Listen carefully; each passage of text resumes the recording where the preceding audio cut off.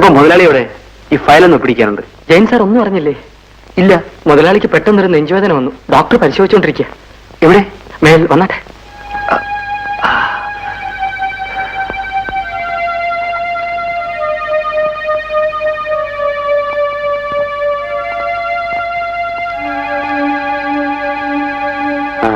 ജയം വന്നോ? ഇന്ന് രാവിലെ എനിക്ക് വല്ലാത്തൊരു നെഞ്ചുവേദനയും ബോധക്കേടും ഉണ്ടായി. ഡോക്ടർ, ഹോസ്പിറ്റലോ മറ്റോ കൊണ്ടുപോകണോ? ഒന്നും വേണ്ട. ഓവർ സ്റ്റൈം കൊണ്ടുണ്ടായതാണ്. ഞാനിപ്പോ ഉറങ്ങാനുള്ള ഇഞ്ചക്ഷൻ കൊടുത്തു. ഏതായാലും കുറച്ച് ദിവസത്തേക്ക് റെസ്റ്റ് എടുക്കണം. ഞാൻ എങ്ങനെ റെസ്റ്റ് എടുക്കാനാ ഡോക്ടർ? 2 ഷിപ്പിൽ ലോഡിംഗ് നടന്നുകൊണ്ടിരിക്കുക. 4-5 ദിവസം ഞാൻ ഹാർബറിൽ ഉണ്ടായേ പറ്റൂ. ഏതായാലും ഈ നിലയിൽ യാത്ര ചെയ്യാൻ ഞാൻ അനുവദിക്കില്ല. എന്നാ ഞാൻ വരട്ടെ. ഈവനിങ്ങിൽ ഒന്നുകൂടി വരാം. മാത്യു, ഡോക്ടർ ഡ്രോപ്പ് ചെയ്യൂ. ഹാർബറിലേക്ക് പ്രസാദന അയക്കാം സാർ. അയാളെപ്പോലൊരു യൂസ്ലെസ് ഈ ലോകത്തുണ്ടോ? എനിക്ക് പകരം ഒരാൾ പോകുന്നെങ്കിൽ അത് ജയൻ തന്നെ പോണം. ഞാനോ?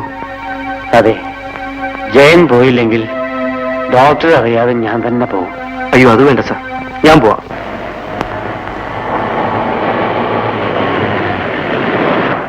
സാർ, ഈ കാശൊന്ന് കൊടുത്തോട്ടെ. എൽസി, എന്താ അപ്പച്ചാ? മോളെ, ഞാൻ ഹാർബർ വരെ പോവുക. ചിലപ്പോ 2 ദിവസം കഴിഞ്ഞേ വരും. ഈ കാശ് വെച്ചു. മോളെ, അത് ഞങ്ങളുടെ പുതിയ മാനേജരാ, ജയൻ സാർ.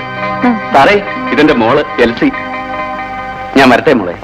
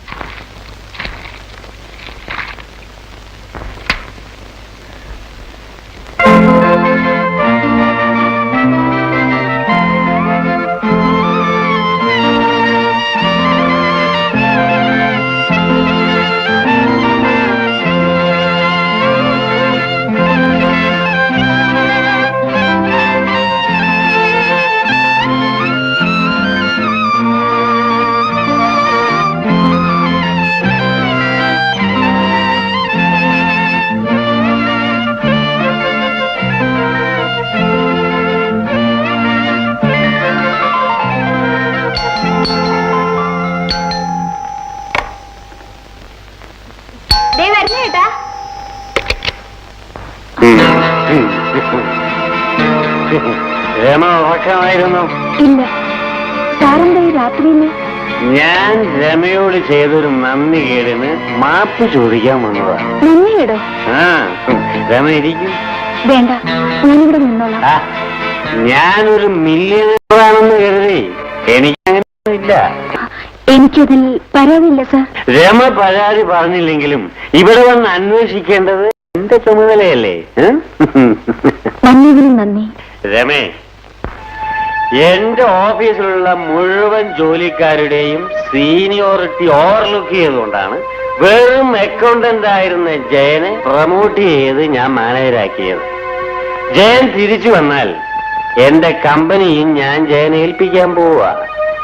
എല്ലാം രമയുടെ സന്തോഷത്തിന് വേണ്ടി മാത്രം. എന്റെ സന്തോഷത്തിന് വേണ്ടി? അതെ.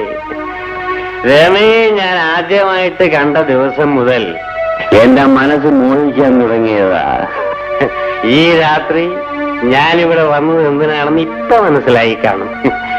ഞാനും രമയും തമ്മിലുള്ള ബന്ധവും ജയന്റെ പടിപടിയായിട്ടുള്ള ഉയർച്ചയും ഏറ്റവും വലിയ രഹസ്യമായിരിക്കും.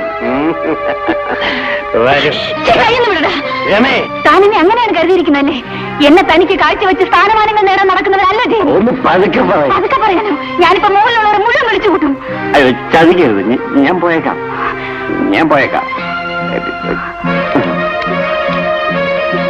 രമേ, ഈ വിവരം ജയൻ അറിയിക്കരുത്. തന്നോട് പോകാനാണ് പറഞ്ഞത്. എനിക്കൊരു അബദ്ധം പറ്റി. പോകുന്നുണ്ടോ ഇല്ലയോ?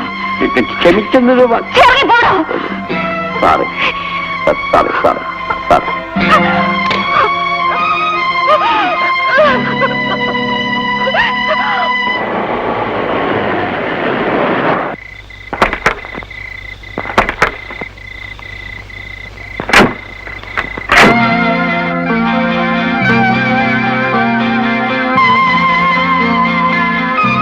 May I come in? Yes come in. ജയനോ? അതെ സാർ. 2 ഷിപ്പും ഹാർബർ വിട്ടു. അതാണ് ഇന്ന് തന്നെ മടങ്ങിയെത്തിയത്. വളരെ സന്തോഷം. ഏജൻസിക്കാരുടെ ചെക്കും ഡ്രാഫ്റ്റും ഒക്കെ ഇങ്ങോട്ട് ട്രാൻസ്ഫർ ചെയ്തിട്ടുണ്ട്. എല്ലാം വേണ്ടതുപോലെ ചെയ്യുമെന്നുള്ള വിശ്വാസമുള്ളത് കൊണ്ടല്ലേ ഞാൻ ജയനെ തന്നെ അങ്ങോട്ട് അയച്ചത്. ജയൻ വീട്ടിൽ പോയില്ല അല്ലേ? സാറിനെ കാണാതെ ഞാൻ എങ്ങനെ വീട്ടിലേക്ക് പോകുന്നത്? എന്താ സാർ, വീട്ടിൽ വല്ല വിശേഷമുണ്ടോ? ഒന്നുമില്ല. സാറിനെന്താ ആവപ്പാറൊരു വല്ലായ്മ പോലെ? ഏയ്, പ്രത്യേകിച്ചൊന്നുമില്ല. ആ അസുഖത്തിന്റെ ഒരു ക്ഷീണം, അത്രേ ഉള്ളൂ. എന്നാ ഞാൻ വീട്ടിൽ പോയിക്കോട്ടെ സാർ. ശരി. ജയന് പണം വല്ലതും വേണോ? No thanks. സാർ ഫയൽ ഇങ്ങനെ തന്നേക്കും. Good night sir. Good night.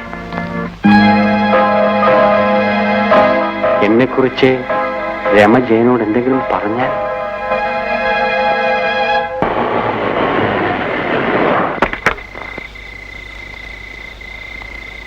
രാജേട്ടൻ വയ്ക്കൂ. ശരി.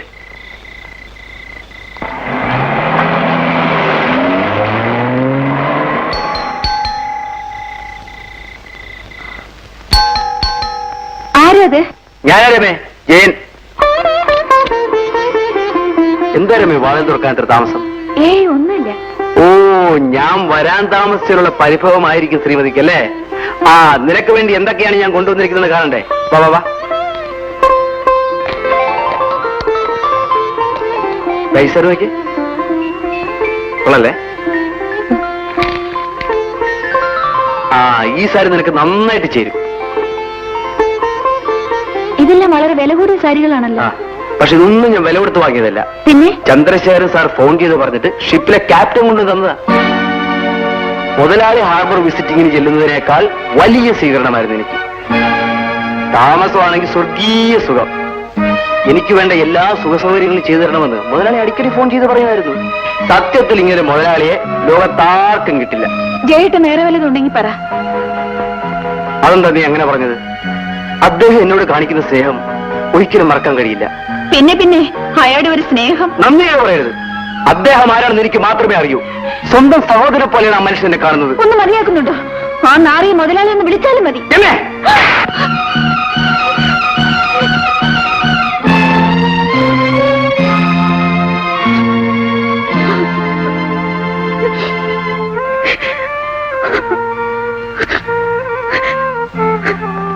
അദ്ദേഹത്തെ നീ നാറിയെന്ന് പറഞ്ഞുകൊണ്ട് ഞാൻ തല്ലിപ്പോയത്.